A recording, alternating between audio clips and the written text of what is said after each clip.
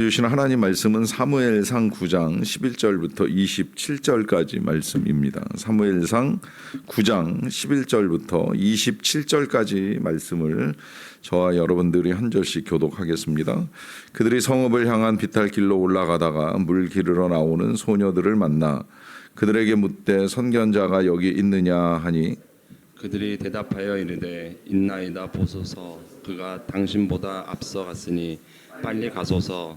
백성이 오늘 산당에서 제사를 드림으로 그가 오늘 성읍에 들어오셨나이다. 당신들이 성읍으로 들어가면 그가 먹으러 산당에 올라가기 전에 곧 만나리이다. 그가 오기 전에는 백성이 먹지 아니하나니 이는 그가 제물을 축사한 후에야 청함을 받은 자가 먹음이니이다. 그러므로 지금 올라가소서 곧 그를 만나리이다 하는지라. 그들이 성읍으로 올라가서 그리로 돌아갈 때에 사무엘이 마침 산당으로 올라가려고 마주 나오더라. 사울이 오기 전날에 여호와께서 사무엘에게 알게 하여 이르시되 내일 이맘때에 내가 베냐민 땅에서 한 사람을 내게로 보내리니 너는 그에게 기름을 부어 내 백성 이스라엘의 지도자로 삼으라. 그가 내 백성을 블레셋 사람들의 손에서 구원하리라. 내 백성의 부르짖음이 내게 상달되었으므로 내가 그들을 돌보았노라 하셨더니 사무엘이 사울을 볼 때에 여호와께서 그에게 이르시되 보라 이는 내가 네게 말한 사람이니 이가 내 백성을 다스리리라 하시니라. 사울이 성문한 사무엘에게 나아가 이르되 선견자의 집이 어디인지 청하건대 내게 가르치소서 하니 사무엘이 사울에게 대답하여 이르되 내가 선견자이니라.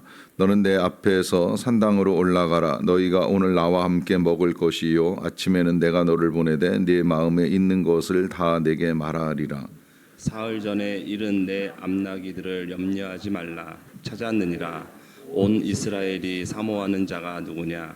너와 내 아버지의 온 집이 아니냐 하는지라.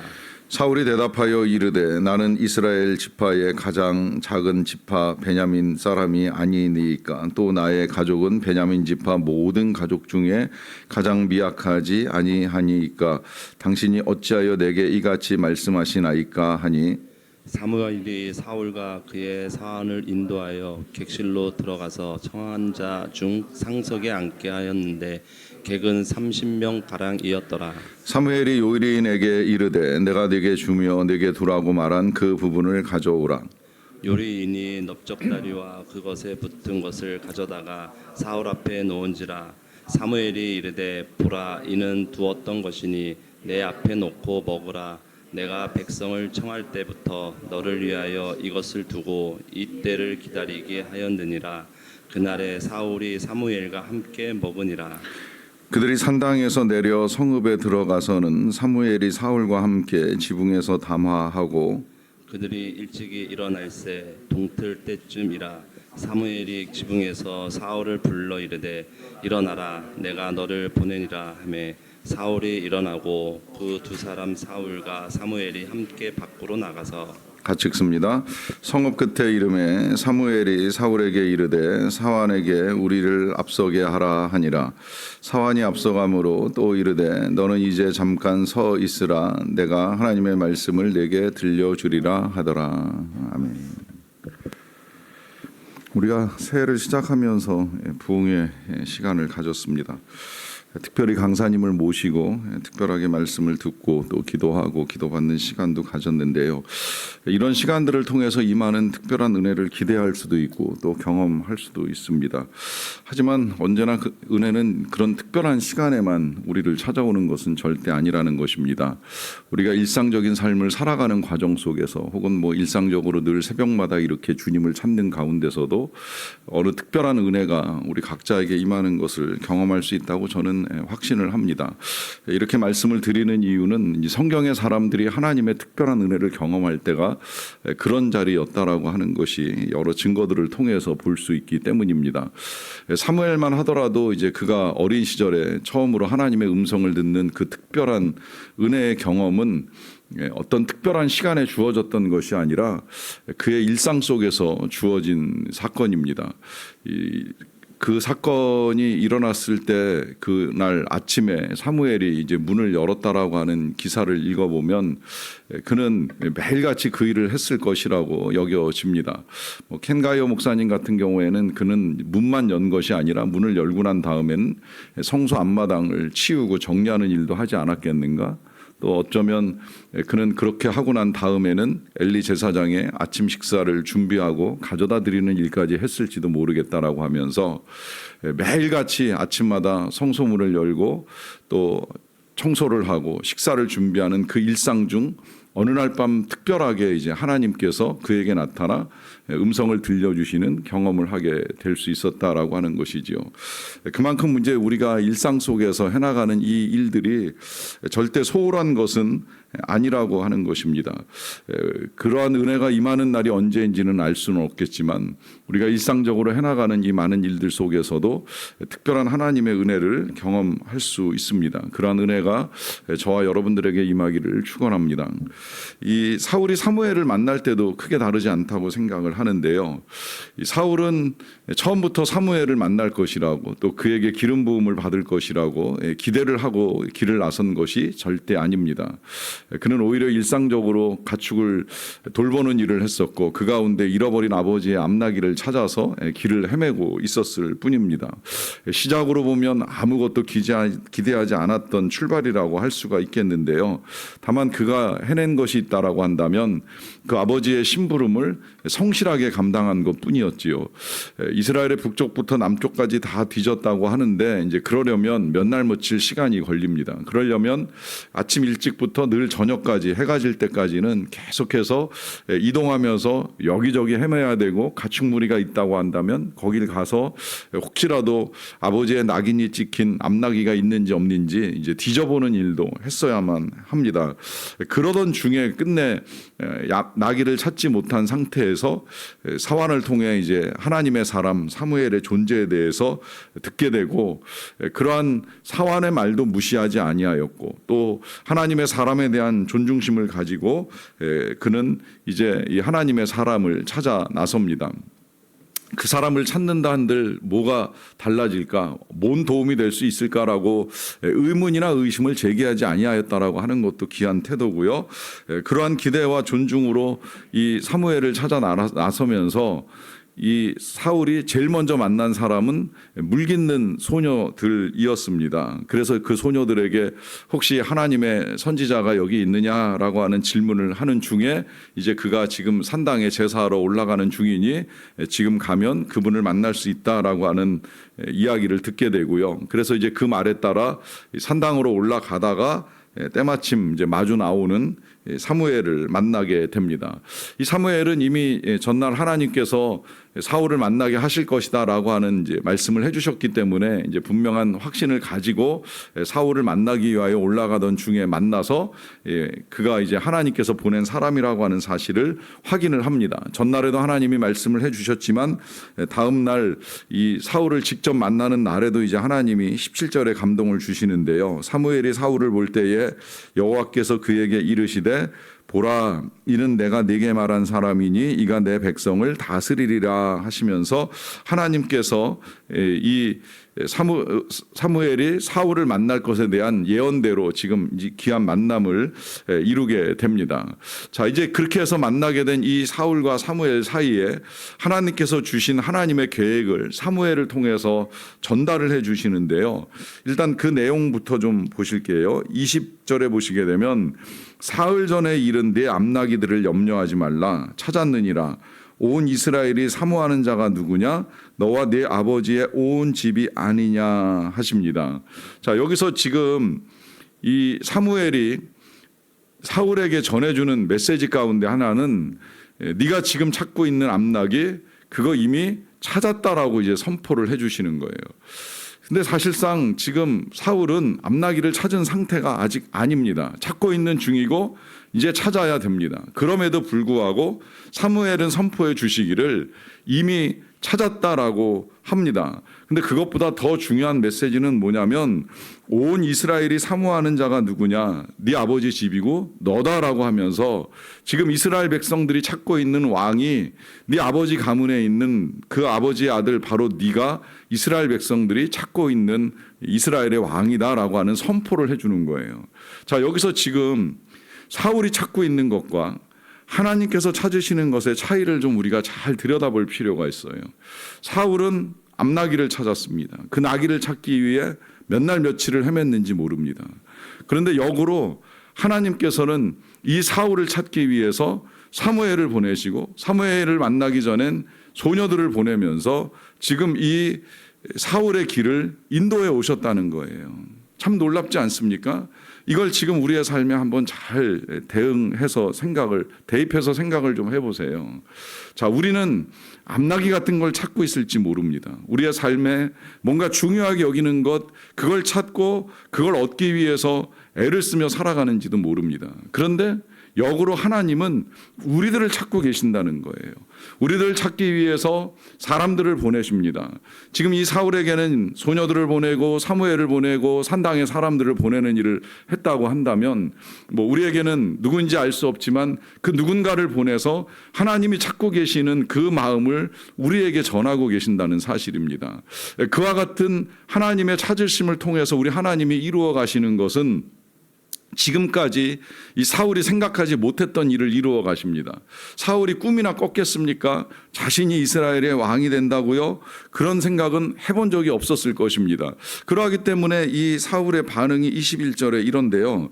사울이 대답하여 이르되 나는 이스라엘 지파의 가장 작은 지파 베냐민 사람이 아니니까 또 나의 가족은 베냐민 지파 모든 가족 중에서 가장 미약하지 아니하니까 당신이 어찌하여 내게 이같이 말씀하시나이까라고 하면서 그는 사실과 더불어서 겸손한 마음을 함께 섞어가지고 지금 이 사무엘에게 고백을 하고 있는 거예요. 생각해보면 진짜 그래요. 원래 이스라엘 지파에서 베냐민 지파가 제일 작습니다. 작아졌어요. 원래 이렇게까지 작지 않았는데 사사시대에 11지파와 다른 이제 일을 벌리다가 지파 간의 전쟁 속에서 이 지파의 남자들이 많이 죽는 바람에 정말 지파가 형편없이 약해졌습니다. 그 가운데서도 사울의 가문은 더없이 작다라고 스스로 인정을 하고 있습니다. 그 가운데서도 자기는 한없이 부족한 사람인데 지금 어떻게 이런 말씀을 하실 수가 있느냐라고 하면서 겸손함을 더해서 지금 이제 반응을 하고 있는 거예요. 그런데 지금 하나님은 그런 사울을 찾아서 기름을 부으시면서 이제 그가 이스라엘의 왕이 될 것을 예고하고 계시는데요. 이것이 하나님께서 일하시는 방법입니다. 하나님께서 일하시는 방법이라고 말씀을 드리는 이유는 이렇게 작을 때, 또 이렇게 낮아질 때, 이렇게 겸손할 때 그때 하나님께서 그 사람을 찾으시고 그 사람을 들어서 쓰신다라고 하는 거예요. 요셉이 하나님께 쓰임받을 때는 사랑받는 아들로 있을 때가 아니었습니다. 충성스러운 종으로 섬길 때도 아니었습니다. 감옥의 죄수로 있을 때에 하나님이 그를 들어서 애굽의 총리로 사용을 하십니다. 모세를 쓰실 때에 모세는 왕궁에 있지 아니하였습니다. 광야에서 거부로 살던 사람도 아닙니다. 기껏해야 장인어른의 양떼를 치면서 종도 아니고 아들도 아닌 어설픈 신분을 가지고 살아갈 때입니다. 하지만 매일같이 양떼를 몰고 일상적으로 그가 해야 될 일들을 감당하는 중에 하나님이 만나주시고 그런 그를 들어서 이스라엘 출애굽의 지도자로 사용을 하시는 것이지요. 우리가 하나님께 쓰임받는 건 어떤 특별한 상황이나 특별한 능력이 아니라고 하는 것입니다. 우리가 작고 보잘것이 없을 때 아무것도 아닌 존재라는 사실을 인정할 때 하나님께서 우리를 사용하십니다. 그런 면에서 보면 지금 그 자리가 가장 중요합니다. 낮아짐을 두려워하지 않아야 합니다. 하나님의 능하신 손 아래에서 겸손해야 됩니다. 때가 되면 너희를 높이시리라 라고 하는 이 약속의 말씀을 믿고 낮아지는 것이 우리에게 필요합니다. 여러분, 우리가 왜 기도를 드리겠습니까? 이 기도하는 시간이야말로 우리가 낮아지는 시간 아니겠습니까? 언제나 우리의 기도의 첫 출발은 하나님의 높으심을 인정하는 것이고 또 상대적으로 우리의 낮아짐을 인정하는 것입니다. 우리가 죄인이었다는 사실을 잊지 않고 고백하는 것이고 그 죄인된 우리를 자녀 삼아주신 은혜에 감사를 드리는 것이고 그럼에도 불구하고 여전히 죄와 더불어 살아가고 있는 우리의 모습을 탄식할 수밖에 없는 시간이 죄인입니다. 뭐 그런 거 아니라고 한다면 우린 다 도움과 은혜가 필요하기에 하나님 앞에 나온 연약한 인생들이고 부족한 인생들이고 불쌍한 인생들 아니겠습니까? 그 사실을 인정하는 것이 낮아짐이고 겸손한 것입니다. 그렇게 낮아질 때, 그렇게 일상적으로 우리의 부족함을 인정하며 하나님을 찾는 기도의 자리에 나아갈 때에 그때 그러한 사람들을 하나님이 찾으시고 그때 하나님의 은혜가 우리 가운데 임하게 됩니다. 물론 때로 그 은혜가 언제 임할지는 모르겠습니다. 모세는 40년 동안 광야를 헤매야만 하는 일들도 있었고요. 또 요셉도 수년 동안 감옥에 갇혀 있는 어둠의 시간들이 있었습니다. 하지만 분명한 건 때가 이르렀을 때 하나님의 때에 하나님께서 높이시는 놀라운 은혜와 영광을 통하여 하나님께 존귀하게 쓰임받고 또 많은 사람들을 유익하게 하는 일에 선하게 사용되는 아름다운 일들을 이루어가지 않겠습니까? 그러하기 때문에 여러분 우리에게 있어서 필요한 것은 그런 자리에 있다 할지라도 우리에게 주어진 일상들을 감당해 나가는 것입니다. 이 사울은 아버지의 심부름으로 나귀를 찾다가 왕국을 찾은 사람으로 알려져 있습니다. 그리고 그는 그 암나귀를 찾아가는 과정 중에 정말 배고팠을 거라고 여겨지는데요. 뭐 배고픔 뿐이었겠습니까? 피곤함과 고단함도 있었겠지요. 그 이스라엘 전역을 헤매려고 하면 얼마나 피곤하고 고단합니까? 그런데 오늘 본문 이렇게 뒷부분에 읽어 나가다 보면 그런 그의 배고픔, 피곤함을 아시고 하나님께서 사무엘을 통해 준비하게 하신 것은 짐승의 가장 좋은 부위로 알려져 있는 넓적다리입니다. 이게 이제 어깨라고까지 표현되어 있는데 어깨라고까지 해설이 덧붙여진 이유는 아마도 이 앞다리가 아니겠는가 생각을 하는 거예요. 원래 돼지도 뒷다리 족발보다는 앞다리 족발이 좋다고들 이야기 많이 하잖아요. 그만큼 근육이 연하고 부드럽기 때문이라고 하는 것인데요. 이 부분이 남겨졌다가 사울에게 이제 바쳐지는 거예요. 이 배고픔까지도 하나님이 다 아시고 채우신다는 거예요. 뭐가 필요한지. 지금 이 사울은 정말 뜻하지 않게 나귀 찾으러 갔다가 나라도 찾고 앞다리도 없고 필요한 모든 것들을 다 하나님께 공급받는 거예요. 그만큼 하나님이 우리의 배고픔, 우리의 고단함, 우리의 필요, 생각지 못한 것까지도 다 준비하고 채워나가신다라고 하는 것이죠. 그러하기 때문에 우리가 찾아야 될 건 그야말로 무엇이 선한가, 무엇이 지금 내가 해야 될 일인가, 그것이 정말 심부름이라면 아버지의 심부름일지라도 혹은 엘리 제사장의 심부름일지라도 열심히 충성스럽게 감당해 나가는 거예요. 그러다가 하나님을 만나는 겁니다. 그러니 이 기도함 가운데 하나님을 만나는 건 너무나 당연한 일이 되는 것이지요. 여기에 더하여서 이 사울은 처음부터 절대 권력자가 되기 위해서 애썼던 사람이 아니라고 하는 사실입니다. 다만 그는 절대 권위 아래에 있었어요. 하나님의 권위 아래 또 하나님의 사람의 권위 아래에서 이 모든 것들을 받아들이면서 하나님의 놀라운 은혜를 경험하게 됩니다. 오늘도 절대 권위자이신 하나님 앞에 겸손하게 낮아지셔서 우리 하나님이 예비하시고 부어주시고자 하시는 은혜를 풍성하게 경험할 수 있는 저와 여러분들의 삶이 되시기를 간절히 축원합니다. 기도하겠습니다. 하나님, 오늘도 우리는 일상을 시작을 합니다. 또다시 월요일이 되었고 아침을 엽니다.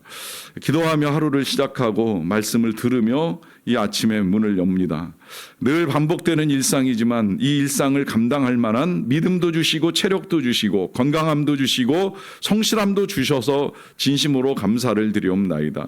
늘 같은 날들이지만 그러나 하나님의 은혜를 소망합니다. 물론 우리가 은혜를 받을 만한 자격이 없다는 사실을 알고 있습니다. 우리는 죄인이고 구원받은 은혜가 임하였을 뿐입니다. 자녀 삼아 주셨기에 하나님께 구할 수 있는 특권도 얻었고 그래서 하나님 앞에 나아오지만 여전히 많은 죄를 지으며 살아갑니다. 어떤 경우에는 욕심을 따라 구할 때도 많다는 사실을 인정합니다. 하나님, 이렇게 부족한 자들을 사랑하시는 이유가 무엇인지요? 이렇게 부족한 자들을 찾으시고 부르시는 이유가 무엇인지요? 전적으로 하나님의 사랑이요 하나님의 은혜에 기인한 일들이라고 믿사옵나이다. 하옵나니 오늘도 그 은혜로 우리를 불쌍히 여겨 주시옵소서. 우리를 뿐만이 아니라 우리의 무릎 위에 올려놓고 기도하는 우리의 배우자, 우리의 부모님, 그리고 우리의 자녀들도 긍휼히 여겨 주시기를 간절히 원합니다. 우리는 하나님의 은혜가 아니면 살 수 없다는 사실을 인정하며 나아갑니다. 여러 가지 필요가 우리의 뜻이든 하나님의 뜻이든 하나님의 계획 가운데서 응답하여 주시고 또 선한 일들을 이루어 주시기를 간절히 원합니다. 그저 우리는 하나님 앞에서 연약하고 부족한 자라는 사실을 인정하면서 구하옵나니 강건하시고 넉넉하시고 부족함이 없으시고 지혜와 명철이 충만하신 하나님께서 하나님의 때를 따라 채워주시고 그 때를 따라 높여주시고 때를 따라 강건하게 하여 주시고 때를 따라 세워주시는 하나님의 은혜를 누리는 하나님의 백성들로 살아가게 하여 주시옵소서. 그 날이 이를 때까지 우리든지 우리의 자녀손들이든지 다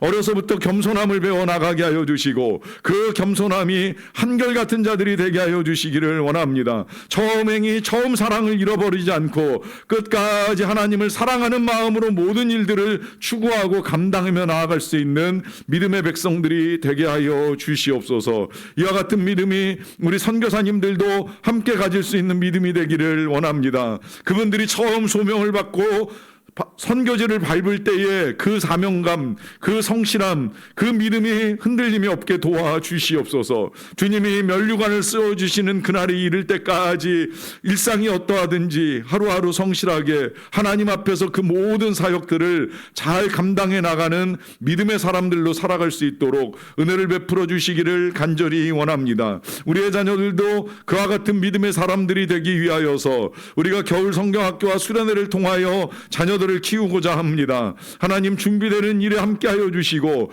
또한 이 시간들을 통하여 우리 자녀들에게도 사울에게 부으셨던 성령의 기름 부으심이 있게 하여 주시고 그래서 어려서부터 겸손히 하나님을 믿는 그 섬김과 믿음을 가지고 살아나가는 모든 믿음의 백성들이 다 되게 하여 주시옵소서. 감사와 영광을 올려드리며 예수님의 이름으로 기도하옵나이다. 아멘.